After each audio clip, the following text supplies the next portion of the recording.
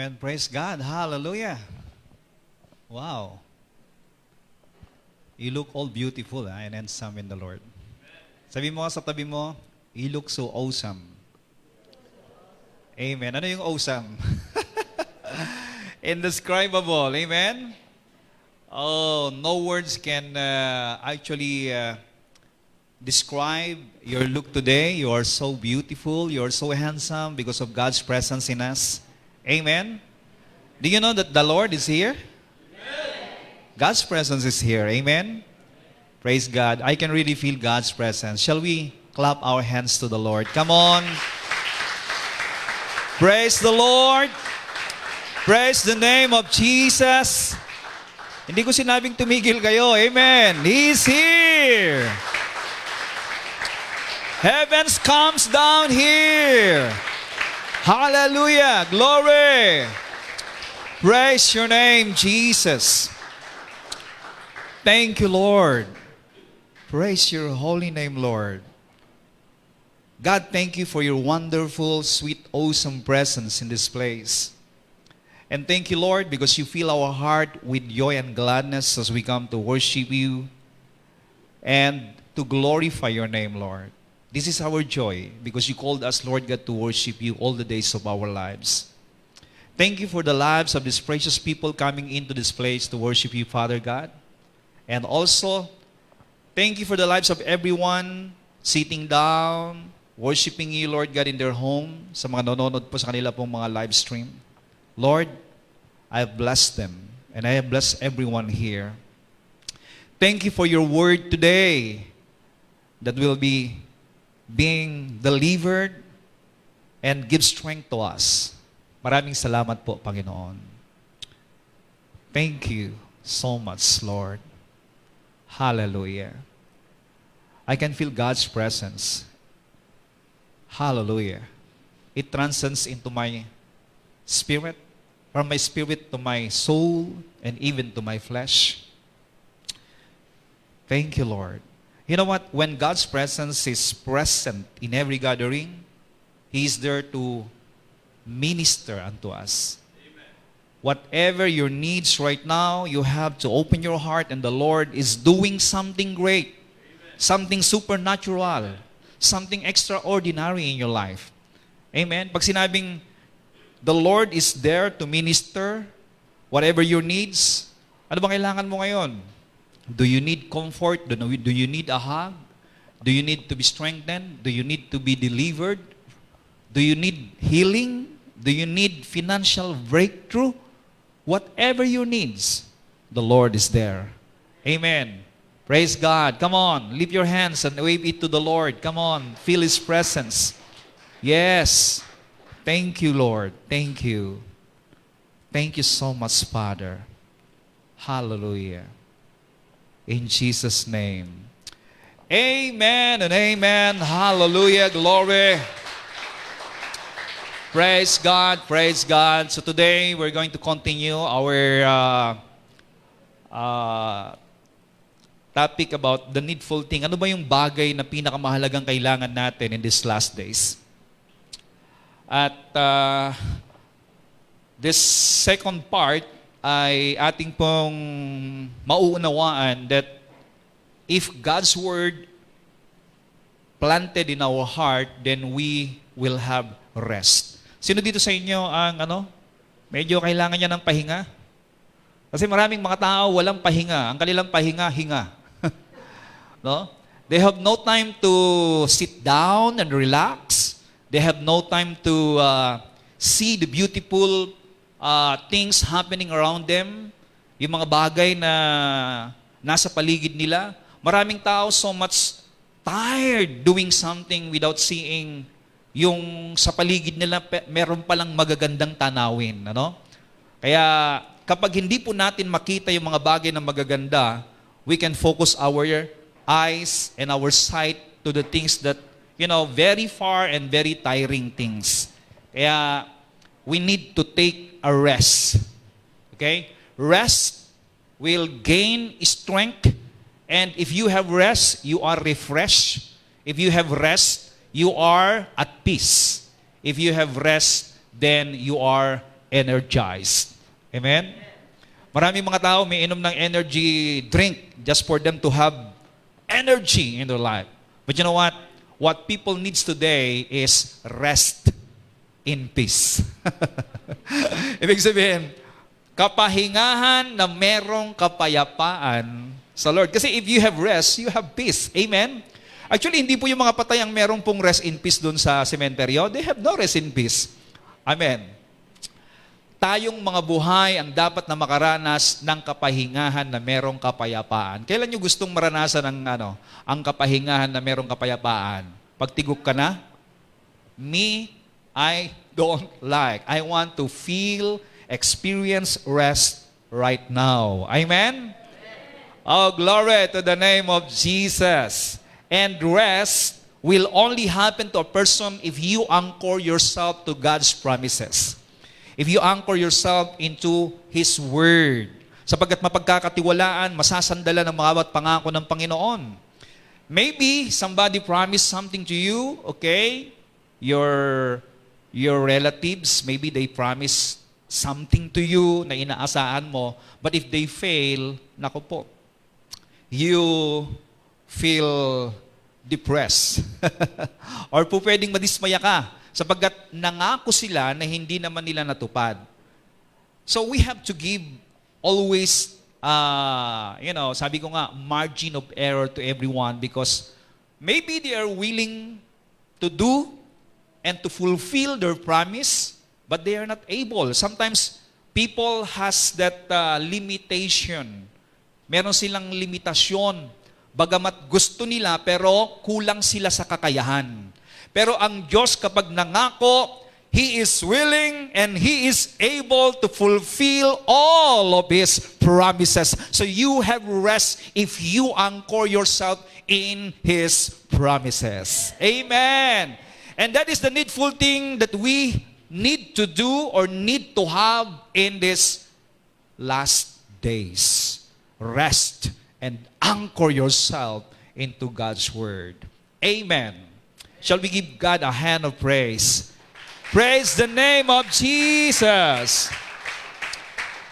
The prevailing mindset with most people is that it is fine to listen to the Word, but we need to do something to accompany it. Yan ang nasa isipan ng mga marami. Okay lang makinig, pero kinakailangan dagdagan mo. Yan. Dagdagan mo ng effort mo, dagdagan mo ng gawa mo, dagdagan mo ng sipag mo, dagdagan mo. You have to add on it. Today, medyo shocking po yung aking pong ipapahayag sa umagang ito. Listen carefully, my friends. When it comes to God's promises, you don't need to add on it. Ibig sabihin, Pastor, hindi tayo gagawa. If you have the Word of God anchored into your heart, okay? Planted into your heart. God's Word is powerful to create life and it brings forth fruit.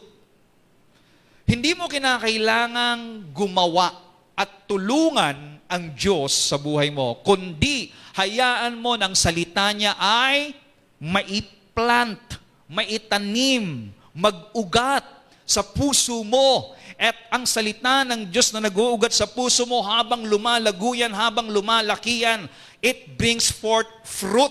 Siya ay magbubunga sapagkat ang salita ng Diyos ay makapangyarihan na magbibigay ng bunga sa buhay mo. And I tell you, you will harvest the fruit of God's promises in your life. Kasi kapag dinagdagan mo ng gawa mo, ibig sabihin, pwedeng meron ka pang contribution. It's not glory to God. Glory to God and you. parang purihin ang Diyos at ikaw. Okay? Kasi, alam niyo ba na ang nais ng Lord ay siya lang ang maluwalhati. Siya lang ang maparangalan. And maybe, the listeners and some Christians don't understand what I'm talking here. Ibig sabihin, hindi tayo gagawa. Ibig sabihin, wala tayong gagawin. Ang pinakamagandang gawin natin is we have to focus on His Word. Why? The truth, God's Word stands out as the only thing we need. If we have godly wisdom, whatever we do will succeed. Alam niyo ba, God's Word that is being planted in our heart, it will gives us wisdom and ideas.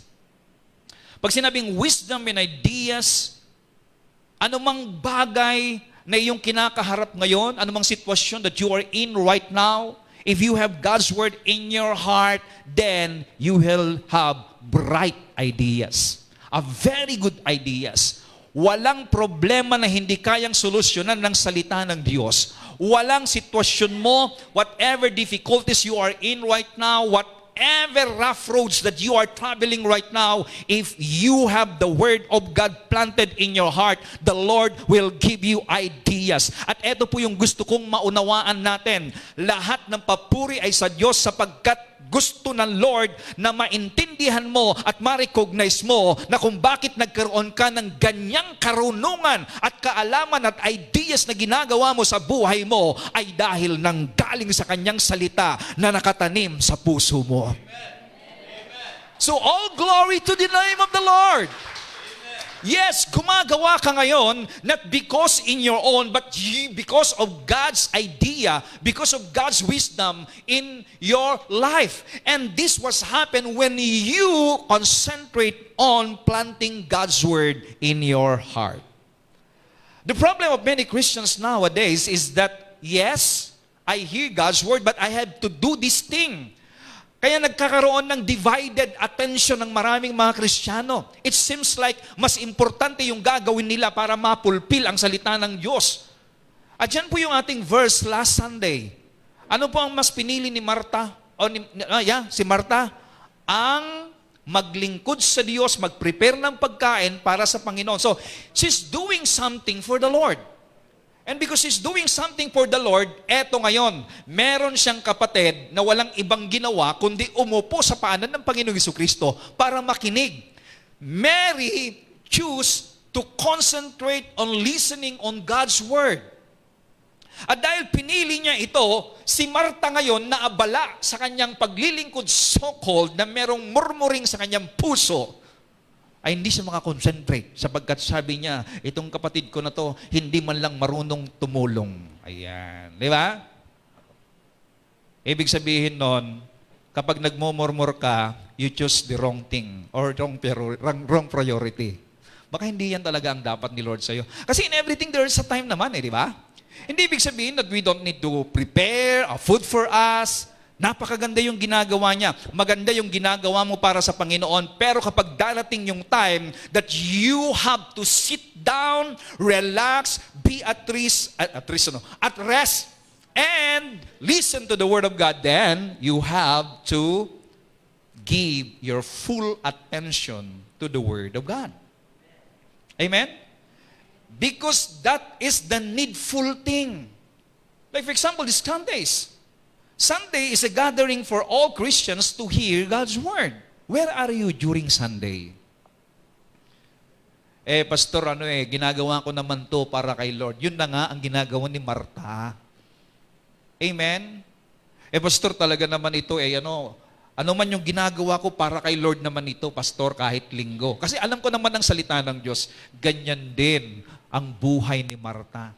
Kapatid, don't be like Marta. Be like Maria. Amen? Why? That is the needful thing. Alam niyo ba, na kapag gumagawa ka ng isang bagay para kay Lord and you make God's Word less priority in your life, ibig sabihin, you are combining God's Word and your effort to make it happen. It seems like you are helping God. Okay? Tinutulungan mo, Lord. Every Christian must understand this. Heaven and earth will pass away, the Bible says, but this word will stay, remain. Do you understand the power of that word? The very meaning of that word is this. Many things in this world might fall down. Company may collapse. Businesses may collapse. Economy may collapse. Everything will happen na sinasandalan ng mga tao may collapse. But the Word of God will never be collapsed. It will stand forever. Ano ang ibig sabihin ng it will stand forever? It will remain alive forever. Meaning, ang salita ng Diyos na makapangyarihan, kung ano ang kailangan mo, it will provide everything you need. So ang pinakamaganda ngayon na sandalan mo ay hindi yung magagawa ng kumpanya para sa iyo, hindi yung magagawa ng kamag-anak mo para sa iyo, hindi yung magagawa ng kurso mo, ng edukasyon mo para sa iyo, hindi yung magagawa mo sa sarili mo para sa iyo. Ang pinakamagandang sandalan ng mga Kristiyano sa mga huling panahong ito ay ang salita ng Diyos, sapagkat everything may collapse, everything might fall down, but the Word of God will remain forever. Hallelujah! Nothing greater or more powerful than the Word. You know, after thousands of years, it still applies to us and remain relevant to our lives. Mula nung simula, panahon nila Moses, hindi pa po uso, ang bisikleta during their time. Hanggang naging panahon nila David, na naging uso na ang karwahe. Okay? Hanggang sa panahon na nila Jesus, hanggang sa panahon natin that we are now in a computer age, still, hindi naluluma ang salita ng Diyos. Para sa mga mahihirap, para sa mga mayayaman, para sa mga hindi nakapag-aral at mga nakapag-aral, educated people at non-educated people, rich people, royal people, or indigent people, the Word of God is relevant to all kinds of people. And all situation, whatever your circumstances, the Word of God is powerful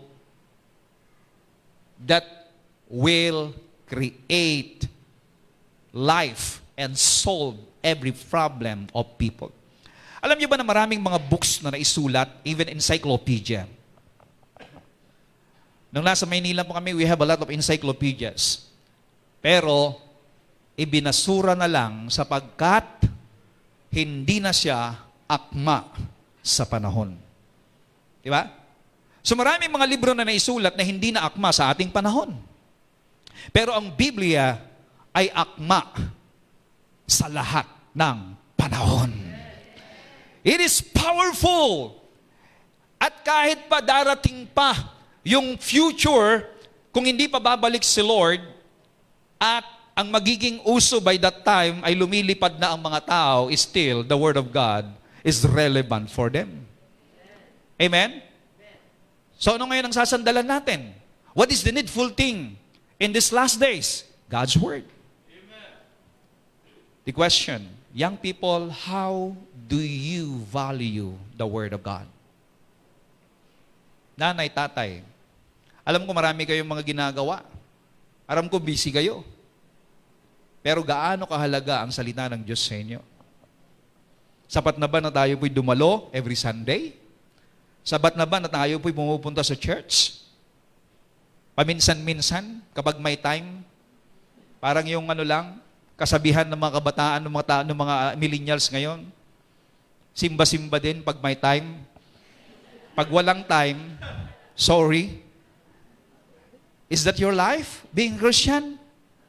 Then, if that's so, I don't know if God's Word is being planted in your heart. Maybe, God's Word is in your heart, pero hanggat hindi siya nagsisink in at nagkakaroon ng manifestation in your mind, at hindi natin naunawaan yung ating pong itinuturo every Friday that how to activate our faith, then God's Word that is powerful is in your heart, and yet we cannot experience it. Kasi hindi siya magmamanifest hanggat hindi nagmamanifest sa isipan natin. You understand me? Amen. Kaya nga, kinakailangan ng paulit-ulit na pakikinig to strengthen your faith and your faith to be activated. You need to hear it again and again. Pastor, narinig ko na rin yan noon. Narinig ko ng isang araw, kahit araw-araw marinig mo. Glory to God. Ang salita ng Diyos na narinig mo noong kahapon ay iba ngayon. Kapag narinig mo araw-araw, it will activate activates your faith and also energize your being, and you will experience the manifestation and the fruit of the Word of God in your life. Amen. So you must. Amen? Actually, nakakaya po that we lean on and we trust our resources more than our source. Kapatid, you must trust your source more than your resources. Kapag sinabing resources, ang pinanggalingan niyan ay yung source. So kahit magsara yung mga resources mo, as long as you have source, glory to God, there will be an open windows of heaven for you as your resources, as long as you connect yourself to the source. Amen? So do not worry. Have faith in the Lord, trust in His Word, prioritize the priority. And the needful thing is God's Word. Hello? Worship Him. Kapag naintindihan niyo ang sinasabi ko, hindi ka na parang alitap-tap, patay sindi sa paglilingkod. O di kaya ay off and on. Alam niyo ba na mga off and on na Kristiyano, hindi tuloy-tuloy? Hindi tuloy-tuloy ang paglilingkod, hindi tuloy-tuloy ang pagsimba, hindi tuloy-tuloy ang pagbabasa ng Biblia, hindi tuloy-tuloy. Alam niyo ba mga yan? Hindi na lumago, hindi na nakita ang salita ng Diyos sa kanila. I'm not condemning you. Kasi sabi ng mga nakikinig, Pastor, you have to preach Christ. Don't condemn people. I'm not condemning. I am encouraging you because I want and God wants you to harvest the power of God's Word. It's already in you and God wants you to experience the power of His Word. Amen? Kasi kung pinagtiwalaan mo ngayon, tapos mamaya, sarili mo na naman ang pagtitiwalaan mo. Pinagtiwalaan mo ang salita ng Diyos. Mamaya, doon ka na naman sa kumpanya mo magtitiwala. You have to be consistent, my friend. Stay on God's Word. Amen? Hindi yung dalawang paa mo. Yung isa nasa Lord, yung isa nasa ibang bangka. Amen? You have to stay. Praise God. Whatever happens, you have to stay. Huwag mong babaguhin ang confession mo. Praise God.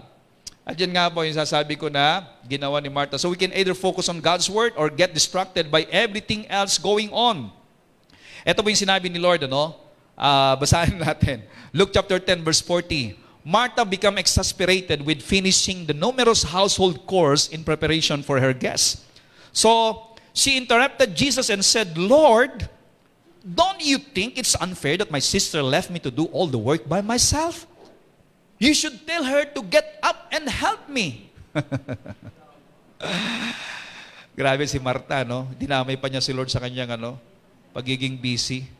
Sometimes ganun pinagpe-pray pa niya sa Lord. Lord naman, tingnan mo naman, itong asawa ko parang manhid. Hindi man niya alam kung anong ginagawa. Hindi man lang ako tinutulungan dito. Samantalang yung asawa niya nagde-devotion. Siya wala pang devotion. Amen.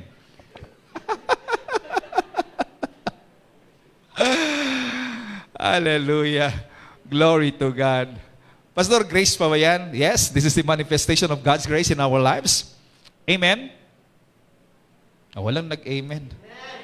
Ang sabi ni Lord in verse 41, the Lord answered her, Martha, my beloved Martha. Ang galing ng the Passion Translation. Doon sa ibang translation, Martha, Martha. Sabi ganun Pero dito may sinabi, Martha, my beloved Martha. Ang galing, kahit na busy ka, kahit na minsan hindi mo inuuna si Lord, beloved ka pa rin niya. Amen? Oh, grabe talaga ang pag-ibig ng Panginoon. Why are you upset and troubled? Pulled away by all these many distractions? Diba? Why you are pulled and fooled with these many distractions, Martha? Sabi mo nga sa katabi mo, Martha, Martha. Okay, pag lalaki yan, Mario, Mario. Ang sabi sa verse 42, Mary has discovered the one thing most important. Wow! Mary discovered the one thing most important. In other words, the needful thing. Na-discover nyo na ba ang most important? What is the most important thing in your life? Friend, bilang Kristiyano, young people, it must be God's Word. Again, ang salita ng Diyos ay ninanakaw ng Diablo sapagkat alam niya ang kapangyarihan ng salita ng Panginoon. Hindi nanakawin at bibigyan ng Diablo ng importansya o time o pag-ubusan ng time ang isang bagay na walang halaga. Dahil alam niya na mahalaga ang salita ng Diyos, He will going to use all His wisdom kung meron siyang wisdom. Kaya lang wala siya nun eh. All His effort to steal God's Word in your heart. Okay? And also to distract you para hindi maitanim ang salita ng Diyos sa puso mo. So there's a lot of distractions in this world. A lot. When you open your eyes and look to the world, there's a lot of distraction. And if there's destruction, God's Word that is being planted in the heart of a person will not grow. Okay? Hindi siya nag-grow. Nagiging bansot. Hindi namumunga. Kaya maraming mga Kristiyano, ang salita ng Diyos na nakatanim sa puso nila, hindi nag-grow because they are distracted from many worries, troubles, sabi rito, upsets. Saan nakatutok? Sa problema niya. Ano ba mga problema natin? Ano bang problema natin? Sabi mo nga sa katabi mo, ano bang problema mo? Yung mag-asawa, sabi niya talagang tinotoo niya, ano bang problema mo talaga? Ako? Sabi ng isa, ikaw. Okay, praise God. Now, sabi rito, Mary has discovered the one thing most important by choosing to sit at my feet. She is undistracted and I won't take this privilege from her. Grabe. Itong maganda kay Mary. She is undistracted. So don't let anybody distract you. You know what? One of the way of the devil to steal God's Word in the heart of a person is you being distracted. Lalong-lalo na yung mga hindi nakakasimba na nanonood lang sa kanilang live na taga-EIG. Ano? Mabuti pa nga yung mga Mabuti pa nga yung mga viewers lang natin from different countries. Grabe! Antindi! Palapangan natin sila. Grabe! Thank you so much! Talagang hindi sila umaalis hanggat hindi natatapos yung gawain. And they keep on commenting. Kung ano yung sinasabi ko, pakitype nga po ninyo yan, gwapo ako. Talagang tinatype nila eh. Amen? Oh. Tinitingnan ko kung merong taga-EIG, wala talaga, wala. Wala. They are distracted. Alam nyo, don't be distracted. Be like Mary. Amen? Meron pala akong nakita yung dalawang ngayon. Ako, sorry si Sister Rosami. Rosami naman? Oh, wala ko natin. Saka Sister Leia. Grabe At saka siyempre si Sister Ellen. Ganda-ganda niya talaga dito kanina. Grabe, no? Akala ko hindi na tayo matatapos kasi talagang pinapupuspos siya Hallelujah, praise God. Grabe tumayo rito, no? You can really feel God's presence here, right? Ako, nanginginig nga ako I can feel God's presence. Lalong-lalo itong mga sinasabi ko ngayon, you have to value what I'm talking here. And I want this to be repeated, okay? Again and again. Because this is the most needful thing in these last days. I tell you again. Yung pong mga nangyayari ngayon na crisis, pandemya, more are coming. More are coming. But to us, Christians, as God's Word in our heart, more blessings are coming. Tuloy-tuloy, tuloy-tuloy, ang pagpapala, tuloy-tuloy, tuloy-tuloy. Ano susunod? Amen! Kasi ganyan si Lord, nang nagsimula siya na bumuhos ng pagpapala, tuloy-tuloy, tuloy-tuloy, ang pagpapala, amen? Kaya kinakailangan tuloy-tuloy din na nakataas ang kamay mo para tanggapin ang pagpapalat, biyaya ng Diyos sa buhay mo. At tuloy-tuloy din ang pasasalamat mo. Because when you flood your mouth with thanksgiving, you are flooded your life with God's peace and joy, and you are flooded with God's blessing. Hallelujah. You will experience all the fulfillment of God's promise in your life. Tuloy-tuloy. Amen? You know what? Whatever we attend to, the most will be the harvest that shows up in your lives. Where do you spend your time? Most of the days. Most of the time. Kung ano yung lagi mong pinupuntahan, nagiging ganun ka. Tingnan mo. Pag lagi kang pumupunta sa sabungan, magkakamukha lahat ng mga sabungero, no? Diba? Okay lang yan. Wala namang sabungero dito, di ba? Wala sabungero dito. Tingnan nyo, no? Kung ano yung lagi mong dinadalaan, magkakamukha sila lahat. At tingnan nyo rito, magkakamukha to yung lahat. Lahat nagniningning. Amen? Although yung iba walang noo, yung iba puro noo, yung iba naman.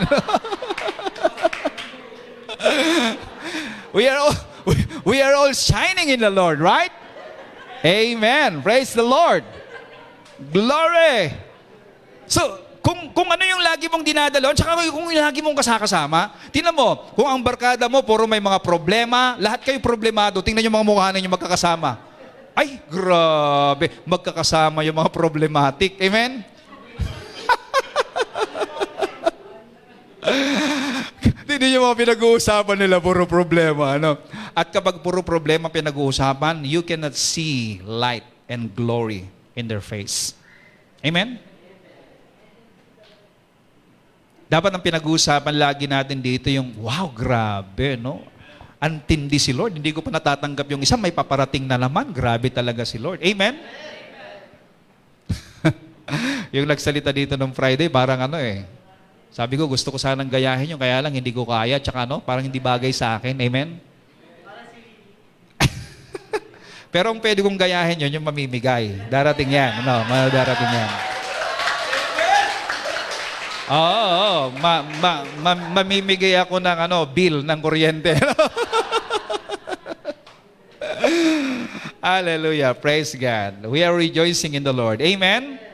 So, ano ba yung lagi nating dinadaluhan? If we always attend to, listen to God's Word, then we can see the manifestation of that we are attending to most of the time. Inuulit ko, lalong-lalo na kapag Friday discipleship po natin, focus your heart to the Lord. And every time we have a gawain, maski sa Super Rich God ni Kuya Walter, bakit kuya si Pastor Walter doon? Because I want to level myself with people. Para nang sa ganun they can approach us and ask something about, I want to be a kuya to everyone. Although mas matanda silang tingnan sa akin, pero I want to be a kuya with them. Amen?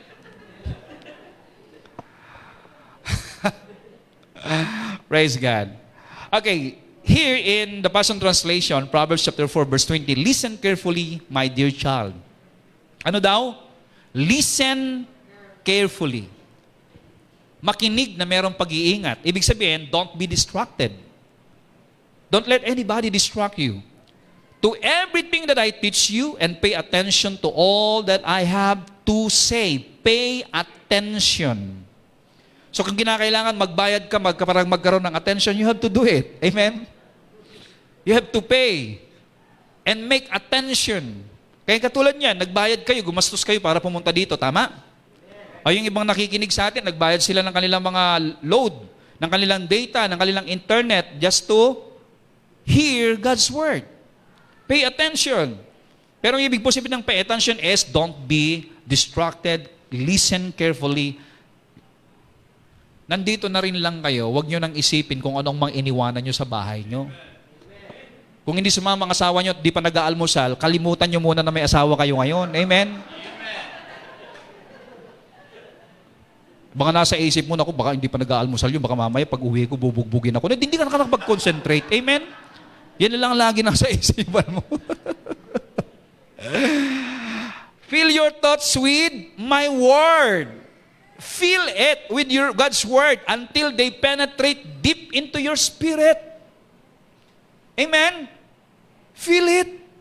So how to fill our thoughts with God's word? By hearing and hearing and hearing, keep hearing, continuous hearing, consistent hearing and hearing, hanggat humihinga ka. Kung paano na patuloy kang humihinga, patuloy ka na makikinig ng salita ng Diyos at ipapahayag mo so that it will rooted into your heart and you will harvest the fruit of it. Then, sabi rito, verse 22, as you unwrap my words, meaning unwrap, binubuksan. Wow! Habang binubuksan yung salita ng Diyos, they will impart true life and radiant health into the very core of your being. I love that. Habang ikaw ay nakikinig pala and you are unwrapping God's word, you can see life and radiant health. Sabing ganun. Grabe, no? Ganda. Verse 23, so above all, guard the affections of your heart. I do believe that heart is in the core of our mind, you know, that is the storage, the inner part of our mind. And heart is the storage of everything we believe in. Lahat ng mga bagay na pinapaniwalaan natin ay naka-storage dun sa ating heart. And heart is the compartment or the storage of our thinking. Not in the spirit, but it's almost between the soul and the spirit. Kaya kung ano man yung bagay na nakatago, nakatanim sa puso mo, yun yung lalabas ngayon sa bibig mo. So sabi niya rito, guard the affections of your heart. Huwag nating hahaluan ng mga lason na paniniwala ang mga nakatanim sa puso natin. Those negative thoughts or negative thinking, because it will come against God's word. They will fight against God's word. Kaya minsan yung isipan ng tao nagkakaroon ng 50-50 minded or double-minded because minsan yung mga bagay na naririnig nating nakakatakot mula sa labas at naririnig natin mula sa mga kapitbahay natin o sa mga unbelieving people or those people who don't believe on God or mocking God, kapag ito'y pinapasok natin sa ating isipan at doon sa puso natin, magtatagpo ngayon yung salita ng Diyos na nasa sa iyo at yung negatibo ngayon na iyong natanggap, nagkakaroon ngayon ng paglalaban. So double-minded ka ngayon. At anong sabi ng Bible? A double-minded person will not receive any answered prayer. Bakit? Double-minded ka eh. Okay? So, cast all those negative. Kapag alam nyo na ito'y kumokontra sa pangako ng Diyos, kapag narinig ninyong salita ay kumokontra sa sinabi ng Panginoon, take it out. Cast it out. I don't want to receive the word. What I receive and planted into my heart and confess is God's promise. So sabi rito, why we need to guard the affections of our heart? For they affect all that you are. Nagbibigay ng apekto sa buhay natin. Sa iba pong version ay ito, ingatan mo ang pag-iisip mo sapagkat siya ang magdadala ng direksyon sa buhay mo. Pay attention to the welfare of your innermost being. Okay? The welfare of your innermost being. For from there flows the wellspring of life. Ikaw lang ang nakakaalam kung ano ang mga bagay na iniisip mo. Kapatid, you know what? We can hear a lot of encouragement coming from the world. Yung bang, I can do it. I can do it by myself. Narinig niyo yung testimony niya, no? Ni Brother Kim. Ano pa apelyido nun? Atienza, right? Ano sabi niya? I like what he says. Nasabi niya, kaya ko to. Sabi niya ganun, kaya ko to. So sinabi niya sa sarili niya, I can do it. So nag-triathlete siya, ginawa niya lahat. Hanggang sa isang araw, namanhid siya, hindi niya nakayanan. Kaya sabi niya, hindi pala tama yung kaya ko to, kundi kaya ni Lord ito para sa buhay ko. Amen? Kaya nga, yung sinabi ko nung nakaraang linggo, ay nung last Friday, wag na wag kayong aawit ng I did it my way. Gigilitan ka ng leeg nun. Hello? Dapat ang lagi nating sasambitin He did it my way. Amen. Don't do it in your own way. Praise God. Avoid dishonest speech and pretentious words. Be free from using perverse words no matter what. Verse 25 in the book of Proverbs, set your gaze on the path before you with fixed purpose, looking straight ahead, ignore life's destruction. I like that. Tularan po natin yung kabayo. Di ba yung kabayo nilalagyan ng piring na ganun? Ganun yung kabayo, di ba? Kasi kapag yung kalesa, nakakita na kayo ng kalesa. Pero nakakita na kayo ng kalesa na walang kabayo. Okay, yung kabayo doon, merong siyang ganon. Para lang sa ganon, diretso lang siya sa kanyang pupuntahan kung saan siya dadalhin ng driver. So ganun pong sinasabi rito, ignore life's destruction. There's a lot of destruction being thrown by the enemy in our life. So ignore all of those. Diba, sumama ang loob mo dahil sa sinabi ni sister, distraction yun. Distraction. Ignore it. Amen? Hayaan mo na lang yung sinabi niya. Alam mo, ito na inutangan ka, hindi nagbabayad. Distraction din yun. Amen. Ibiriin mo. Dahil doon, hindi ka na makalago, hindi ka na makapagbasa ng Biblia. Minsan nga, yung iba, hindi na malunok ang laway. Pero alam nyo, ignore all of those. Just bless them. Amen? Bless them. Speak God's word. Sa lahat ng sitwasyon, sabihin ko sa inyo, salita ng Diyos ang solusyon sa lahat ng problema. God's word are powerful. No other way around. Kung hindi kayo aayon sa sinasabi ko, ay hindi ko na alam. That's the only thing I know that brings solution to every man's problem. You need healing? Anong sabi ng Bible? God sent His word and heal all their diseases. You need rest? Sabi ni Lord, come unto me and I will give you rest. Sino yung nagsasalita? The Word from the very beginning. So it's all about Word. It's all about Jesus Christ. Verse 26, watch where you're going. Saan ba kayo papunta? Watch where you're going. Stick to the path of truth and the road will be safe and smooth before you. Don't allow yourself to be sidetracked for even a moment or take the detour that leads to darkness. Grabe, no? Nagdetour ka nga, it leads to darkness. Stand on God's word. God's word is light. Ang salita ng Diyos ay liwanag sa ating daraanan. Hindi sinabi ng Bible na ang salita ng Diyos ay parang liwanag. Hindi ang salita ng Diyos ay hindi parang liwanag, kundi ang salita ng Diyos ay liwanag. So if you take away God's word in your life, meaning wala kang liwanag sa buhay. Could you imagine that you are driving during the night or walking during the night without light? You can see where to go. Hindi mo alam kung saan ka pupunta. Kaya nga, ang tao na wala ang salita ng Diyos sa kanila ay parang mga bulag na hindi nila alam ang kanilang patutunguhan. At kung yung kanilang leader ay wala ring salita ng Diyos sa kanila, wala ring liwanag, yun yung sinasabi ni Lord na paano ang bulag aakay sa kapwa bulag.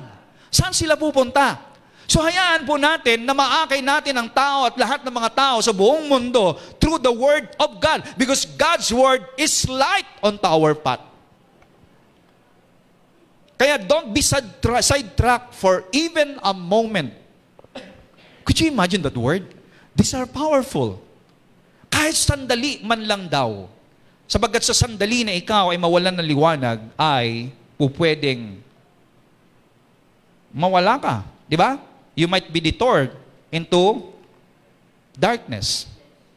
Minsan habang nagdadrive ako sa gabi, no? Minsan parang may bumubulong. Pumikit ka nga ng mga 5 minuto habang nagdadrive ka. Sabi ko, demonyo ka, ha?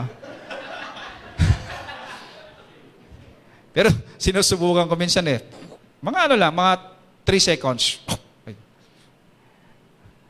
Tingnan mo, kung wala ang mata mo, nagbibigay liwanag, kahit sabi mong dire-diretso yan, pumikit ka habang nagdadrive ka, tumatakbo ka ng mga 120, paggising mo, 2 lang yan. Maaaring kaharap mo na si Lord o nandoon ka na sa kumunoy. Hello? So, don't allow yourself to be sidetracked for even a moment. Or take the detour. Amen? Sabi mo nga sa katabi mo, narinig mo yon. Ayan. Kaya wag mo akong idamay sa kadiliman. Wag mo akong idamay. The word always produces a good harvest. However, it must be planted in good soil. We must not come up with excuses not to get in the word. It is alive and it always works. Di ba may Bible kayo? Nung tayo religyoso pa, naka-display lang, di ba? Yung iba nga tinitirikan ng kandila tapos niluluhuran. Ayan, nakala nila magte-take effect na yung word of God sa kanilang buhay. No! God's word is not just a display. Bible is not a display. The Bible is just a paper and the written word there is just an ink. Pero yung mga bawat kataga, bawat salita na nakasulat doon ay buhay. Yun po yung word. So the word that is written in that book must be planted in your heart. Walang epekto ang salita na nandoon sa papel hanggat hindi na itatanim sa puso ng tao. So kinakailangan maitanim yung salita na yan dito sa puso mo, kapatid. And God's word is powerful. If it is planted in a good soil, it will surely produce a harvest. Hallelujah. And you will reap the fruit of God's word. Pare-parehas naman tayo na merong salita. Pare-parehas naman tayo na merong narinig na salita ng Diyos. Pero minsan, bakit ang mga Kristiyano, iba-iba ang manifestation? Sapagkat iba-iba ang pagkatanim sa puso ng tao. Huwag niyong sabihin na mas pinapaboran ni Lord yung katabi mo. No. God loves us the same. Pare-parehas ang pag-ibig ng Diyos sa atin. Wala siyang itinatangi. Pare-parehas din ang kaligtasan ay binayad sa atin. Kahit mas mabigat ka, yung isa ay magaan lang, sapagkat hindi per kilo ang kaligtasan. Amen? At hindi rin mas mahal ang bayad doon sa mas gwapo o mas maganda.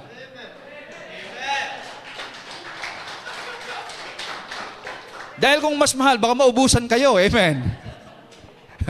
Yung 3 na lang dito ang napunta yung bayad. Amen? So we are all loved by God the same, and God wants every one of us to be blessed the same. At yan ang dahilan kung bakit ibinigay ng Lord ang kanyang salita, the same.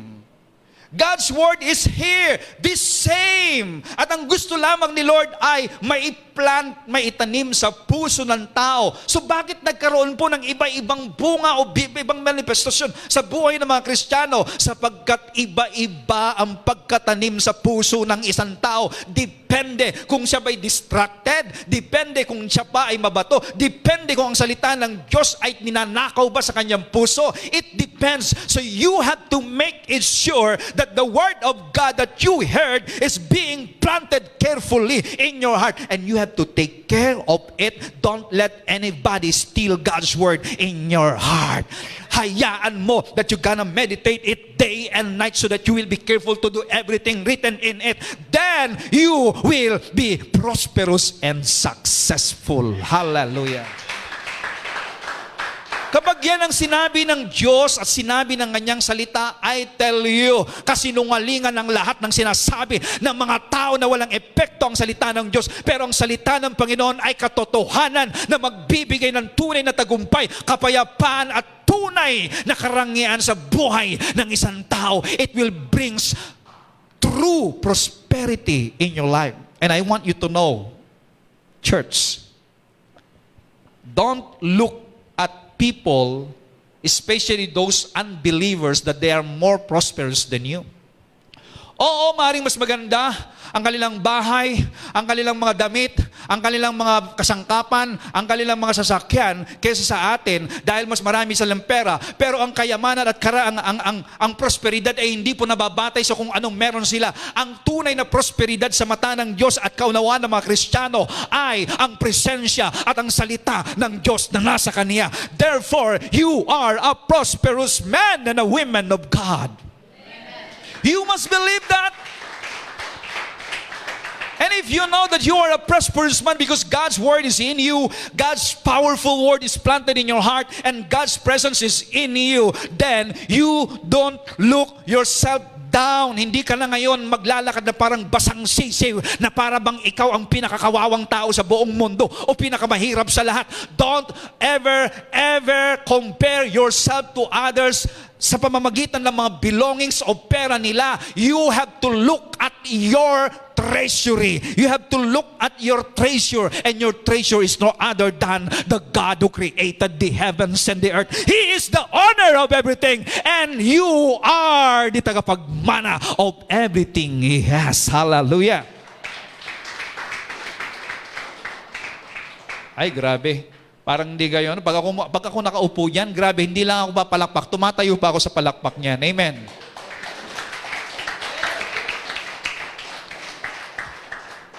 Ano sabi ng 1 Peter 1:23? Through the eternal and living Word of God. Tingnan nyo, God's Word is eternal and living Word. You have been born again. And this seed that He planted within you can never be destroyed, but will live and grow inside of you forever. Nandiyan lang siya. Ang salita ng Diyos is in your spirit. So let it grow sa pamamagitan ng pakikinig in your soul. So let the word of God that is being planted in your spirit will grow into your mind. At para lumago sa kaisipan mo, keep on hearing and hearing and hearing all the days of your life. Ako nga, pinapakinggan ko maski yung sarili ko eh. Amen? Pinapakinggan ko yan. Lagi kong tinititigan, sabi ko, gwapo yung sasalita. Parang, eh syempre, sino pa tatangkilik sa sarili mo kundi ikaw din lang. Kasi kapag hindi ka, ganito yan eh, kung hindi ka nabibless sa sarili mo, sino pa mabibless sa'yo?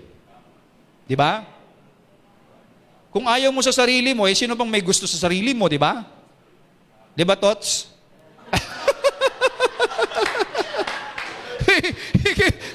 kung haharap ka sa salamin, tapos susumpay mo sa sarili mo, pangit mo talaga. Lahat na lang ng bagay. Eh, sino pa kaya nang tatangkilik sa'yo? Ikaw nga, hindi mo matanggap sarili mo, di ba? Oo. Hindi na ipagtanggol ko ang sarili ko ngayon. Malaman na. Hallelujah. Praise God. Amen? Wow. 1 Corinthians 4:20.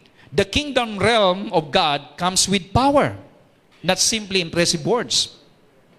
You know what? We can hear a lot of people, grabe, ang galing nilang magsalita, ang galing nilang mag-encourage, ang galing nilang mag-motivate, pero never mong nakita at narinig ang Diyos doon sa kanilang sinasabi. Diba? Hindi ganun ang kapangyarihan, hindi ganun ang kaharian ng Diyos. Dito sa kaharian ng Panginoon, in the kingdom of God, walang ibang makapangyarihan kundi ang kanyang salita at ang hari na may hari ng lahat. Amen? Kaya wala tayong ibang binibigyan ng emphasis dito for us to be successful in this life and for us to be victorious. Whatever happens in this world, kaya nga hindi natin kinakatakutan ng mga mangyayari sa mundo. Ano mga propesiya na magaganap, ano pang sinasabi nila na mga magaganap, mga krisis, digmaan na mangyayari. I never mind. I keep myself stand on God's word, and I keep myself focusing on the love of God in my life. And because I know that God loves me, hallelujah, something good, something great is going to happen in my life. And I could say, and I can shout it out, I can see and I can taste the goodness of the Lord in the land of the living. All the days of my life. Kaya lagi kong sinasabi, ang buhay kay Jesus ay paganda ng paganda, because we will experience an ever-increasing grace of God. Ano ibig sabihin ng ever-increasing grace? Grace means favor. Ever-increasing favor. Another word for grace is blessing. Ever-increasing blessing. Another word for grace is love. Ever-increasing love of God. We will experience. So ibig sabihin, ever-increasing sa lahat ng mabubuting bagay, mararanasan natin sa buhay natin hanggang sa pagbabalik ng ating Panginoon.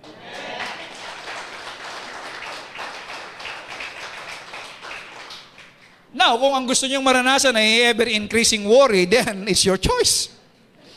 Hello? Or ever-increasing problem, it's your choice. Di ba? Walang magagawa ang Lord kung yan ang choose mo. Tama ba yan? Yan ang choice mo. If you're gonna choose to worry all the days of your life, although God's word is there, then pagkatapos mong narinig ay still you choose to worry, then walang magagawa ang Lord sa iyo. Why? You have the freedom to choose whatever you want to. Amen? Kaya nga dapat makinig tayo ng makinig upang nang sa ganun, you choose to stand on the promises of God. Praise God. Hallelujah. The world is a noisy, distracting place, so we must take care to keep our priorities straight. We should consider all the issues in our lives in light of what God says about them. His word brings power and favor into operation on our behalf. Sabihin nga natin, God's words is powerful.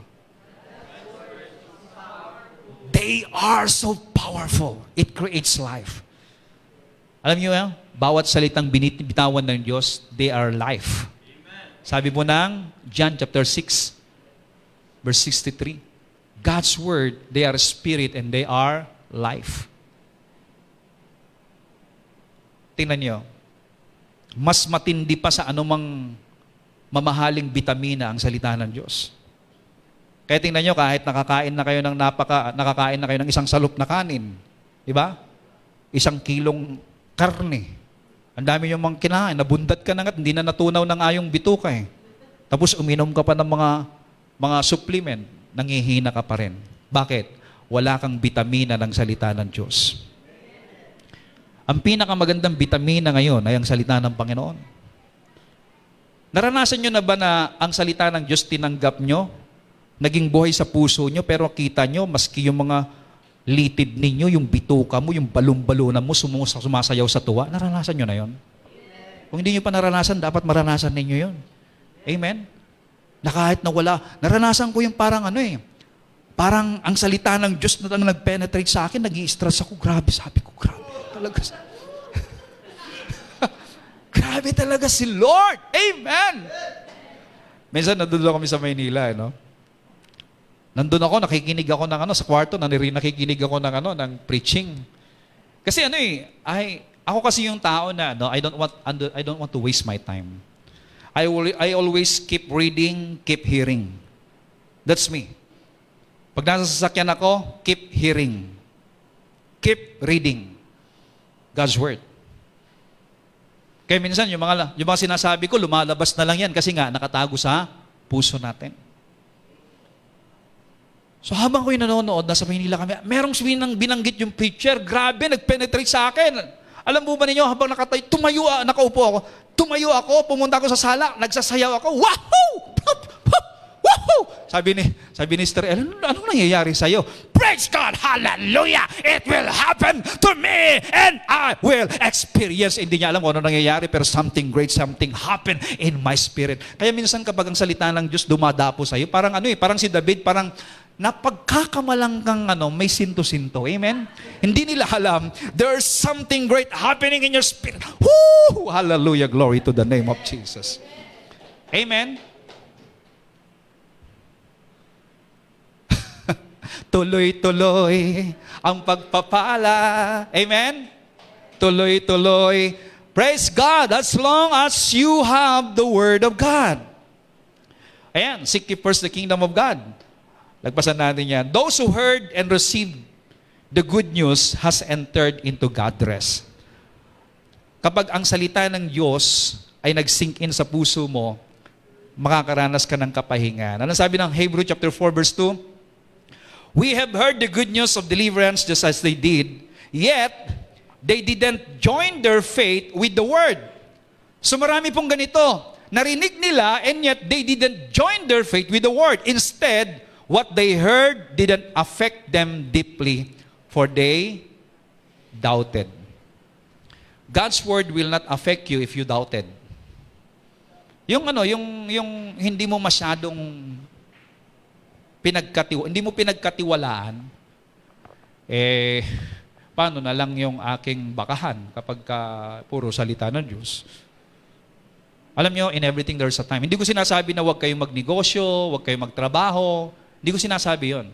You have to love that. And you have to treasure that as a gift of God to you. Yung mga negosyo ninyo, yung mga trabaho ninyo, dapat makita ninyo na yan ay regalo ng Diyos sa inyo. Pag-igihin, pagbutihin, palaguin. Sapagkat kapag ginagawa mo yan, ibig sabihin, you do it for God. Pero ang ibig sabihin is, wag mong ipagpapalit ang mga yan doon sa pangako ng Diyos. Na para bang ang source mo dito na, no, it must be God.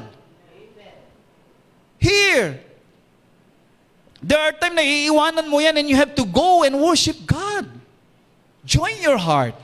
At lahat ng kinikita mo dito, dapat meron kang pagsamba na ibibigay sa Panginoon. Dahil kung hindi, ibig sabihin, you are trusting in your own. And your trust is in your business or your resources. Para ang isang tao ay may bigay niya yung total dependent niya kay God, inuuna niya lagi ang Panginoon sa lahat ng bagay at lahat ng kinikita niya ay merong pagsamba na ibinibigay sa Diyos. Amen? Of course, hindi para yumaman si pastor. Amen. At kung yayaman man si pastor, dapat kayong magalak. Sapagkat yan ay lingkod ng Diyos. Amen? Walang nag-amen sa kanila.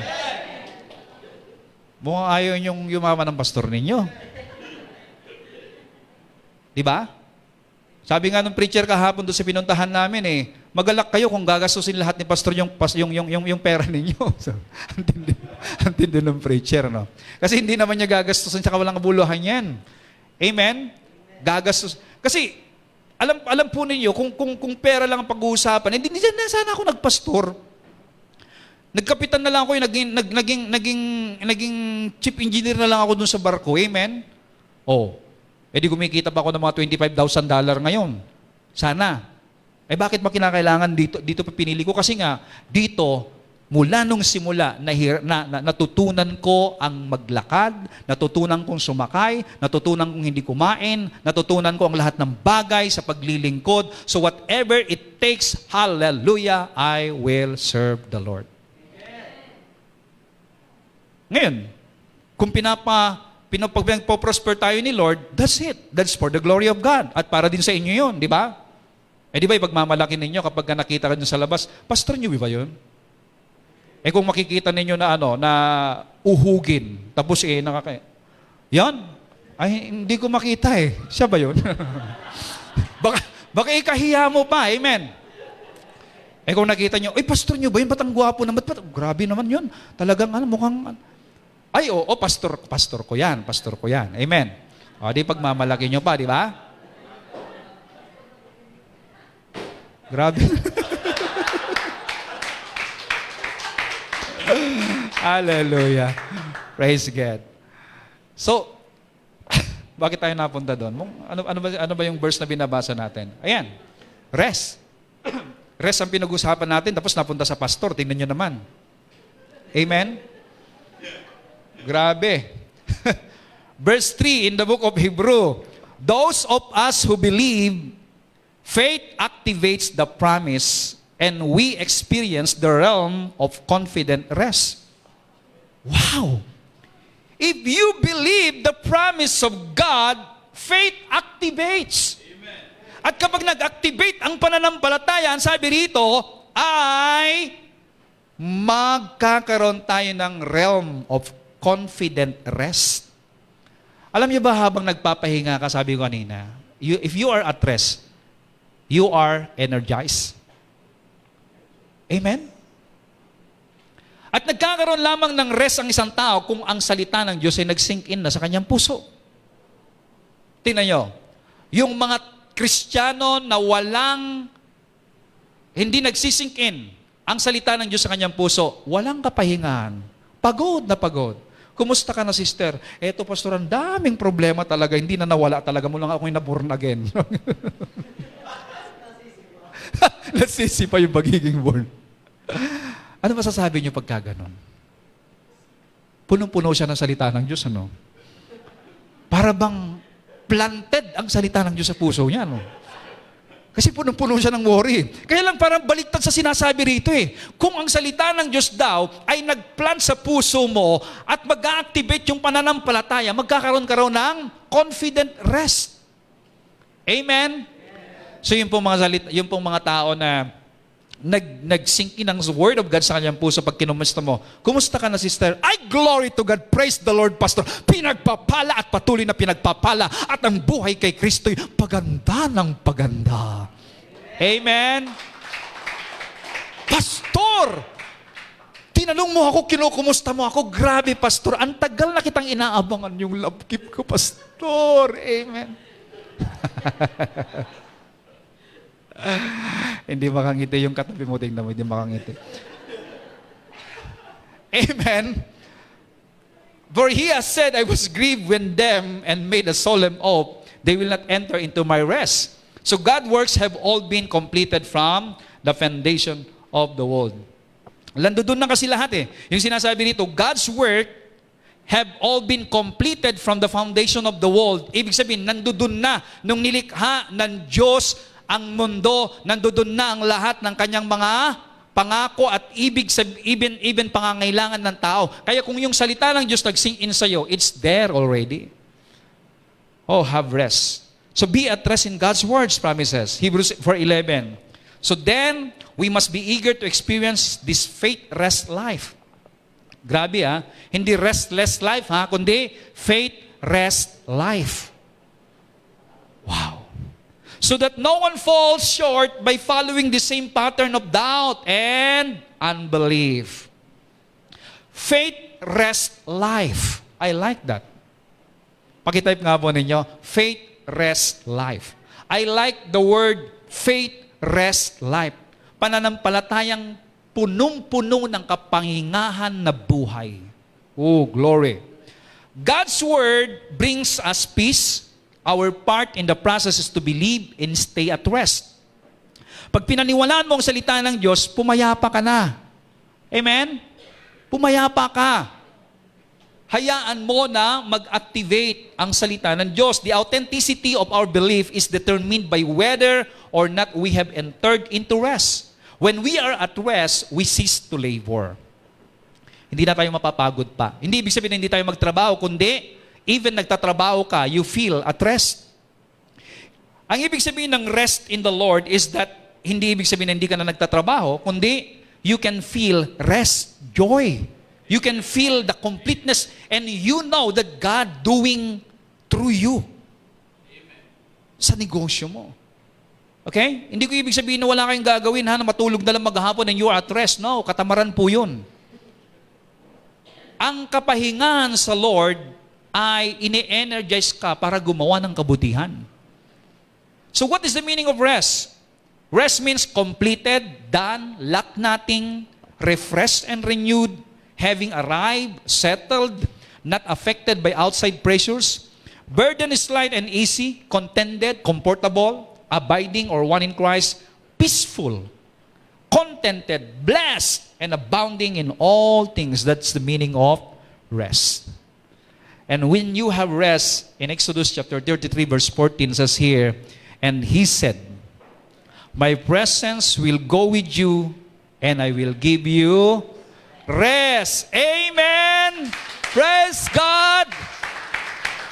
Kaya hangarin natin God's presence always. May nagtanong doon sa comment box, sasagutin kita, my beloved brother. Ha? How would you determine if the presence of God is with you? If you are flooded with joy and peace in your mind, in your soul, then the presence of God is overflowing in your life. God's presence actually is in you already. It's in your spirit. Unawain po ninyo ako, ha? Hindi dumating ang presensya ng Diyos dahil nagsakripisyo ka o meron kang ginawang mabuting bagay kaya dumating ang presensya ni Lord sa iyo. God's presence is in you once you are in Christ. It dwells in your spirit. Ang sinasabi ko na mag-overflow ang presence ni Lord is that magkaroon ka ng consciousness in your mind that you already have the presence of God, and it will flooded into your being, soul being, in your mind and even in your emotion, that penetrates even into your body if you're gonna open your mind with what God's promise and His Word that is planted into your spirit.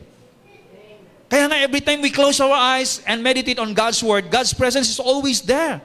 Kumbaga nandiyan na siya sa iyo. Kinakailangan lang ma-experience mo in the outside by thinking of it and by meditating on God's Word. Amen? Praise God. My presence will go with you, and if God's presence is with you, then you will have rest. Amen? Amen. Palakpakan po natin ang Panginoon. Hallelujah! Alam niyo ba kakantahin niyo? Kantahin niyo yung yung kinanta niyo kanina na, yung bless. Ano ba meron yun? Yung kinakanta niyo kanina? Grabing bless ang buhay ko. Amen? Naniniwala ba kayo doon? O tumayo tayong lahat. Grabing bless ang buhay ko. Grabe. Yun. Grabing bless ang buhay ko.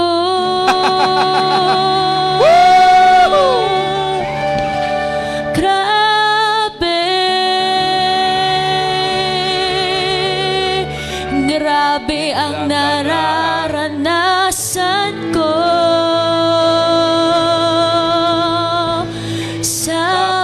Gising pa lang sa umaga hanggang sa pagpapahinga. Grabe, grabe, grabe.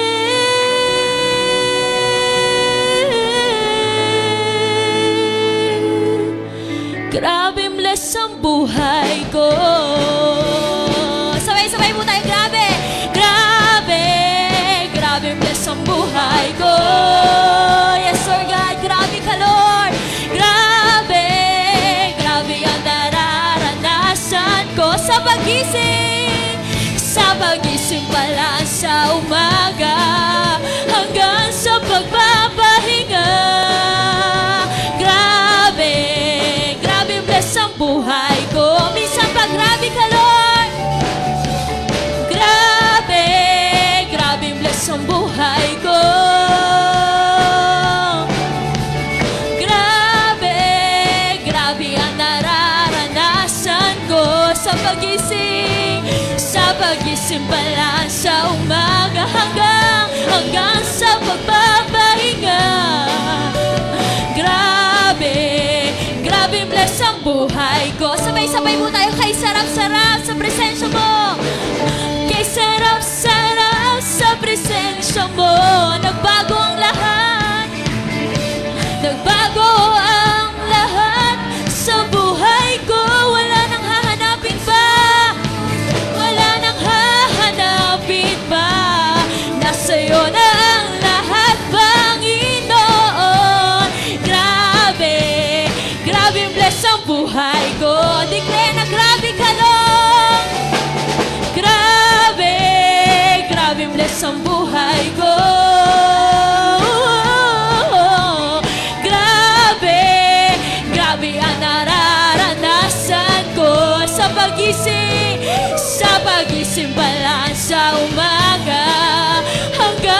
pagbabahinga. Grabe, grabe bless ang buhay ko. Grabe, grabe bless ang buhay ko. Dance in the Lord! Grabe, grabe ang nararanasan ko. Sa pagising pa lang sa umaga, hanggang sa pagbabahinga. Grabe, grabe bless ang buhay ko. Grabe ang pag-ibig mo. Grabe, grabe ang pag-ibig mo. Yes, Lord. Grabe, grabe ang nararanasan ko. Sa pagising pa lang sa umaga, hanggang sa pagbabahinga. Grabe, grabe bless ang buhay ko. Sabay-sabay po tayong umawit kay sarap-sarap. Kay sarap-sarap sa presensya mo. Nagbago ang lahat sa buhay ko. Jesus, wala nang hahanapin pa. Nasa'yo na ang lahat, Panginoon. Grabe, grabe bless ang buhay ko. Kay sarap-sarap. Kay sarap-sarap sa presensya mo. Nagbago ang lahat. Nagbago ang lahat sa buhay ko. Jesus, wala nang hahanapin pa. Nasa'yo na ang lahat, Panginoon. Grabe, grabe bless ang buhay ko. Declare na grabe ang bless ang buhay mo. Grabe, grabe bless ang buhay ko. Grabe ka, O Lord. Grabe, grabe ang nararanasan ko. Sa pagising sa umaga, sa pagising pa lang sa umaga, hanggang sa pagbabahinga. Grabe, grabe bless ang buhay ko. Grabe ang pag-ibig mo. Grabe, grabe ang pag-ibig mo. Grabe, grabe ang nararanasan ko. Sa pagising pa lang sa umaga, hanggang sa pagbabahinga. Grabe, grabe, grabe, grabe bless ang buhay ko. Glory! Hallelujah! Amen! Praise God! So you have to shout it out and sing that song every day of your life. Grabing bless ang buhay ko. Amen? Pag inaatake ka ng problema, kantahin mo yan.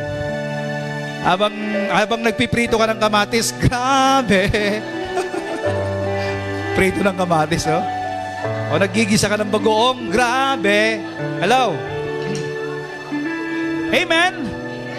Tingnan mo, yung piniprito mong kamatis, maglalasang adobo, di ba? I tell you, there's miracle in God's Word. Amen? Praise God. Palakpakan mo natin ang Panginoon. Okay, so we can all be seated. I'm so much blessed today. And I do believe all our listeners who joined us in worship just feel God's presence. Grabing bless ang buhay ninyo. Hallelujah. So today, let's worship the Lord with our finances. Okay, sa lahat mo na nasa live stream, you can send your love gift or your tithes and offering to our GCash or whatever it is. Sabihin niyo kung ngayon po yung love gift, yan po ba ay tithes po ninyo? So, pakisabi po ninyo para nang sa ganun, alam po namin kung saan pupunta. Okay?